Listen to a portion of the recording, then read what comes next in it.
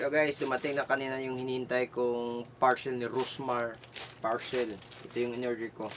Sa halagang 499 yata yun. Yun, 499. So i-unbox natin kung anong laman. Kasi sabi niya, marami daw mga surprise na laman nito. Parcel. Nakabubble wrap pa siya. Tinry ko lang kung ano talaga yung laman. Yung sinabi niyang sulit. Sulit daw yung laman. Marami daw mga surprise. So, try natin i-unbox. Sikat na sikat yan siya eh. Rosmar.